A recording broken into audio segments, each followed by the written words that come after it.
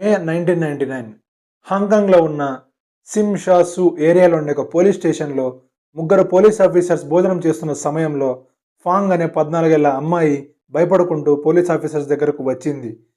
అప్పుడు police officers ఆ అమ్మాయి ప్రాబ్లం గురించి అడగ్గా ఆ అమ్మాయి చెప్పిన సమాధానం విని పోలీస్ ఆఫీసర్స్ షాక్ అయ్యారు. అయితే ఆ అమ్మాయి చెప్పింది ఏంటంటే ఆ అమ్మాయిని గత కొద్ది రోజుల నుండి నిద్రలో పడుకున్నప్పుడు ఒక దెయ్యం ఆమెను హింసిస్తోందని పోలీస్ ఆఫీసర్స్కి చెప్పింది. అయితే ఆ అమ్మాయి చెప్పినది పోలీస్ ఆఫీసర్స్ మొదట సీరియస్‌గా తీసుకోలేదు. మొదట ఆమె చెప్పినది విని పోలీస్ ఆఫీసర్స్ నవ్వుకున్నారు. అయితే ఫాంగ్ భయపడుతున్న విధానం మరియు వణకడం చూసి పోలీస్ ఆఫీసర్స్ దీన్ని సీరియస్‌గా తీసుకోవడం మొదలుపెట్టారు. ఫాంగ్ అప్పుడు పోలీస్ ఆఫీసర్స్‌కి డీటెయిల్‌గా చెప్పడం స్టార్ట్ చేసింది. ఫాంగ్ చెప్పిన దాంట్లో ఆమెను ఒక 23 ఏళ్ల అమ్మాయి దెయ్యం ఆమెను నిద్రలో భయపెడుతుందని చెప్పింది. ఆ దెయ్యం అరుపు ఈమెకు నిద్ర లేకుండా చేస్తుందని చెప్పింది. అలాగే ఆ దెయ్యం దాని తలను వెనక్కిచ్చేయమని ఫాంగ్‌కి ప్రతిరోజు కలలో అడుగుతుందని ఫాంగ్ పోలీస్ ఆఫీసర్స్‌కి చెప్పింది. అలాగే ఫాంగ్ ఆ 23 ఏళ్ల అమ్మాయి మరణానికి కారణమైనందువల్లే ఫాంగ్‌కి ఇలాంటి కలలు వస్తున్నాయని పోలీస్ ఆఫీసర్స్‌తో అనింది. ఫాంగ్ ఈ పోలీస్ ఆఫీసర్స్‌ని ఒక ప్లేస్‌కి రమ్మని పిలిచింది. ఫాంగ్ చెప్పిన ప్లేస్ సిమ్షాసులోని గ్రానవెల్లే రోడ్‌లో ఉన్న ఒక అపార్ట్మెంట్. ఈ అపార్ట్మెంట్‌లో ఉన్న రూమ్‌కి పోలీస్ ఆఫీసర్స్‌ని ఫాంగ్ పిలిచింది. ఈ అపార్ట్మెంట్ ఎలాంటి ఏరియాలో ఉందంటే అక్కడ ముందు నుంచి ఎన్నో క్రైమ్ సీన్స్ అనేటివి జరిగాయి. ఫాంగ్‌కి ఈ ఏరియాలో ఉన్న అపార్ట్మెంట్‌కి లింక్ ఏముంటుందనే ఆలోచనతో పోలీస్ ఆఫీసర్స్ అపార్ట్మెంట్‌లోని రూమ్‌లోకి వెళ్తారు. పోలీస్ ఆఫీసర్స్ ఆ రూమ్‌లోకి వెళ్లి చూసిన తర్వాత ఆ రూమ్ మొత్తం బ్లడ్‌తో నిండిపోయింది. గోడలకి మొత్తం బ్లడ్ అయింది. అలాగే ఎన్నో ఐటమ్స్ డ్యామేజ్ అయి ఉన్నాయి. అలాగే ఆ రూమ్‌లో బ్యాడ్ స్మెల్ కూడా వస్తోంది. ఆ రూమ్‌లో పోలీస్ ఆఫీసర్స్ ఫస్ట్ ఒక జపాన్‌లో ఫేమస్ అయిన హలో కిట్టి డాల్ వైపు చూశారు. అయితే ఈ డాల్‌కి ఫాంగ్ భయపడడానికి ఉన్న సంబంధం ఏంటి? ఆ డాల్‌ని పోలీస్ ఆఫీసర్స్ ఓపెన్ చేసి చూశారు. దాంట్లో ఒక హ్యూమన్ స్కల్ దొరికింది. ఈ స్కల్ ఎవరిది? దీనికి సమాధానం కూడా ఫాంగ్ దగ్గరే ఉంది. ఫాంగ్ ఈ స్కల్ ఫ్యాన్ మ్యాన్ ఈది అని చెప్పింది. ఫాంగ్ ఇలా పోలీసులతో నిజం చెప్పడం వల్ల ఆమె ప్రాబ్లం సాల్వ్ అవుతుందని భావించింది. అయితే పోలీస్ ఆఫీసర్స్ ఆ రూమ్‌ని సెర్చ్ చేయడం మొదలుపెట్టారు. పోలీస్ ఆఫీసర్స్‌కి ప్లాస్టిక్ బాక్స్‌లో ఒక టీత్ మరియు మనిషి యొక్క ఇంటర్నల్ బాడీ పార్ట్స్ దొరికాయి. అప్పుడే పోలీస్ ఆఫీసర్స్‌కి ఇది ఏదో పెద్ద క్రైమ్ అని భావించారు. దాని పేరే హలో కిట్టి మర్డర్ కేస్. ఈ హారిఫయింగ్ కేసులో ఉన్న విక్టిమ్ పేరు ఫ్యాన్ మ్యాన్ ఈ. ఈమె 1976లో షెన్జెన్‌లో జన్మించింది.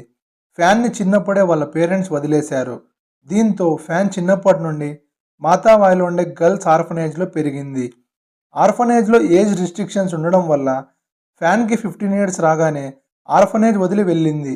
దీంతో ఫ్యాన్‌కి ఉండడానికి ఇల్లు మరియు చూసుకోవడానికి ఎవ్వరూ లేరు. ఫ్యాన్‌కి ఏ రకమైన స్కిల్స్ లేకపోవడంతో తనకు డీసెంట్ జాబ్ దొరకలేదు. తన సర్వైవల్ కోసం హాంకాంగ్లో ఉన్న స్ట్రీట్స్లో దొరికిన పని చేసుకుంటూ బ్రతికేది. ఈ టైంలోనే ఫ్యాన్ డ్రగ్స్కి అలవాటు పడింది అండ్ చిన్న చిన్న క్రైమ్స్ చేయడం కూడా స్టార్ట్ చేసింది. ఫ్యాన్ ఒక ప్రాస్టిట్యూట్గా మారింది. ఇలా తన సర్వైవల్ కోసం పనిచేస్తున్న టైంలో ఫ్యాన్కి డ్యాన్స్ క్లబ్లో తన క్లయింట్ అయిన ఒక అబ్బాయితో పరిచయం పెరిగింది. 1996లో ఫ్యాన్ ఆ అబ్బాయిని పెళ్లి చేసుకునింది.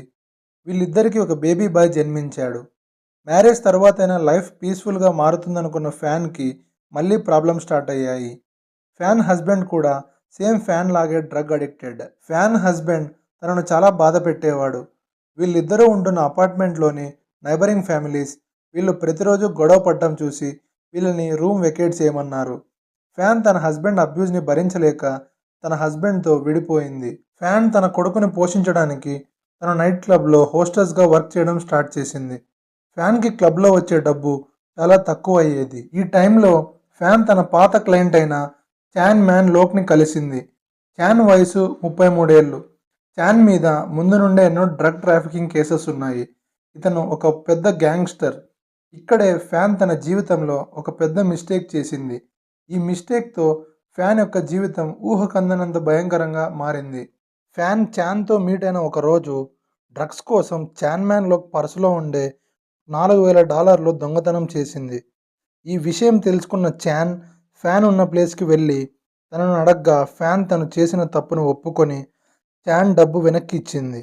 కానీ చాన్ అదనంగా $10,000 ఎక్కువ డిమాండ్ చేశాడు. ఇంత అమౌంట్ ఇవ్వలేని ఫ్యాన్ కొద్ది రోజులు టైం అడిగింది. కానీ చాన్కి ఉన్న మైండ్ సెట్కి ఫ్యాన్ మీద కోపం పెంచుకున్నాడు. 17th మార్చ్ 1999లో ఫ్యాన్ని చాన్ వాళ్ళ ముగ్గురు ఫ్రెండ్స్తో కలిసి కిడ్నాప్ చేశారు. వీళ్ళ ఫ్రెండ్స్లో 13 ఇయర్స్ అమ్మాయి కూడా ఉంది. ఈ 13 ఇయర్స్ అమ్మాయే స్టార్టింగ్లో చెప్పినట్టు పోలీస్ ఆఫీసర్స్కి వెళ్ళి కంప్లైంట్ ఇచ్చింది. మిగిలిన ఇద్దరు ఫ్రెండ్స్ పేర్లు లియాంగ్ వైలాన్, లియాంగ్ షించో. ఫ్యాన్ని కిడ్నాప్ చేసి ఫ్యాన్ని వాళ్ళందరూ గ్రానివెల్లి రోడ్లో ఉండే నెంబర్ 31 అపార్ట్మెంట్కి తీసుకొని వెళ్ళారు.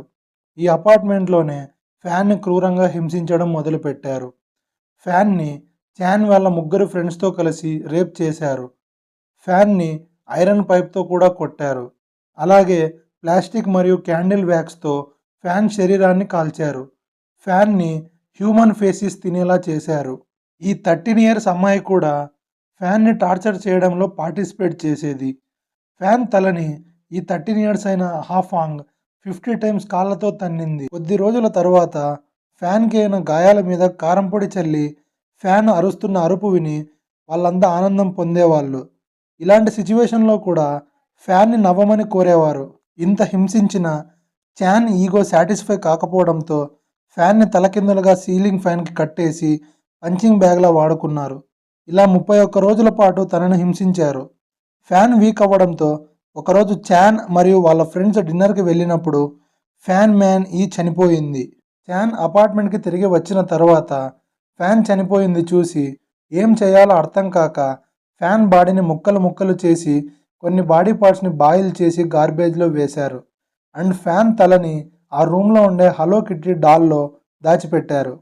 ఇదంతా తెలుసుకున్న పోలీస్ ఆఫీసర్స్ చాన్ అండ్ వాళ్ళ ఫ్రెండ్స్ని అరెస్ట్ చేసి ప్రాసిక్యూట్ చేశారు. చాన్ వాళ్ళ లాయర్ కోర్టులో ఫ్యాన్ డ్రగ్ ఓవర్ డోసేజ్ వల్ల చనిపోయిందని చెప్పారు. కానీ పోలీస్ ఆఫీసర్స్ చేసిన ఇన్వెస్టిగేషన్లో ఫ్యాన్ మ్యానీ టార్చర్ వల్లే చనిపోయిందని నిర్ధారించారు. చాన్ అండ్ వాళ్ళ ఫ్రెండ్స్కి లైఫ్ టైం జైలు శిక్ష కోర్టు విధించింది. ఆ 13 ఏళ్ల అఫాంగ్కి మైనర్ కావడంతో అండ్ తను చేసిన తప్పు ఒప్పుకొని పోలీస్ ఆఫీసర్స్కి కావాల్సిన ఎవిడెన్సెస్ ప్రొవైడ్ చేయడంతో కోర్టు ఆమెను కేసు నుండి ఫ్రీ చేసింది. ఫ్యాన్ చనిపోయిన తర్వాత ఫ్యాన్ని టార్చర్ చేసిన అపార్ట్మెంట్లో చాలా స్ట్రేంజ్ యాక్టివిటీస్ జరిగాయి.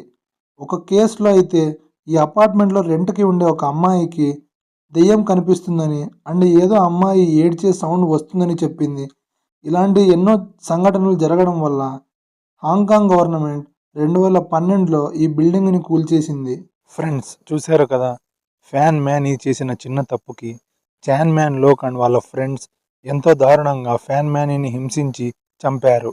ఫ్యాన్ మ్యానీ చావుకు కారణమైన వాళ్ళకి కోర్టు సరైన శిక్ష విధించిందా లేదా అనేది కామెంట్లో మీ అభిప్రాయాన్ని తెలియజేయండి. ఇలాంటి మరిన్ని ఇంట్రెస్టింగ్ వీడియోస్ కోసం మా ఛానల్ను దయచేసి సబ్స్క్రైబ్ చేసి నోటిఫికేషన్ సింబల్ని ఆన్లో పెట్టుకోండి.